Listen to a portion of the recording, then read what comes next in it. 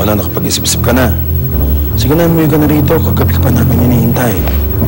Sige na, ako nang bahala magsabi sa kanila. Halika na, Nining. Kanina pa tayo iniintay ni Lola Amanda mo. Halika na. Elisa, alis ka ni Ninya? Oo po. Papasok na po ako sa opisina. Sasama po ko kay Mami, Manay June. Isasama mo si Ninya, uuwi daw si Michael? Talaga po? Uuwi na po ang daddy ko? Oo, kaya pakihintay niyo na lang siya. Manager, hindi ko na siya mahintay kasi may meeting ho ako eh. Eh di, iwan mo lang si Ninya, para makita siya ng daddy niya. Oo nga po, Mami. Iwan niyo na lang po ko dito.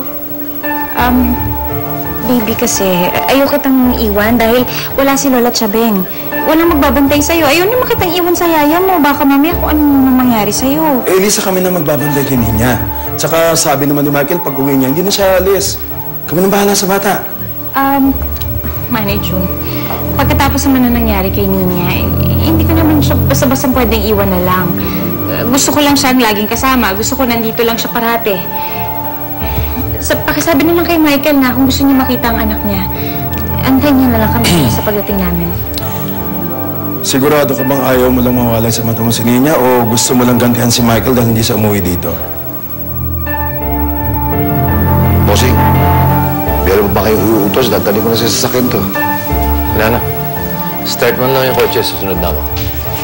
Eh, sir.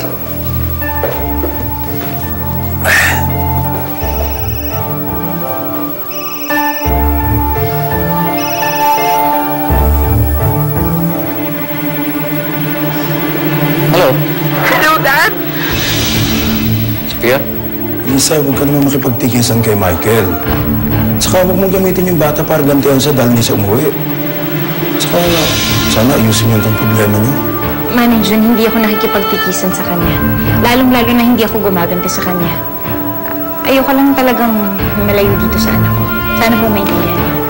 Ano po si Daddy, Mommy? Magkikita kayo pagka dumating na tayo dito sa bahay. Halika na. Sige po. Ingat kayo.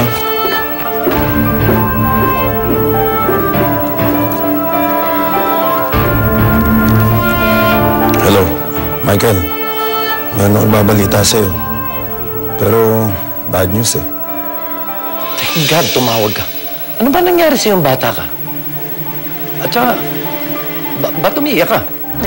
Tsaka ako na lang po ikukwento sa inyo. Kapag nagkita tayo, basta mapuntahan niyo na lang ako dun sa lugar na sinabi ko sa inyo. Dad, I need you. Please. Sige, pupunta na ako.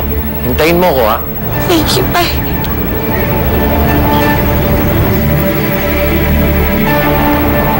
Oh? Ba't na umiiyak? Hoy!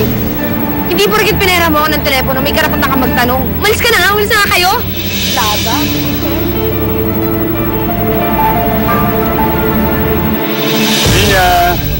Ninya, Lola has a present for you. Asa naman si Ninya? Wala ko, Lo. Sinama ko ni Elisa sa opisina.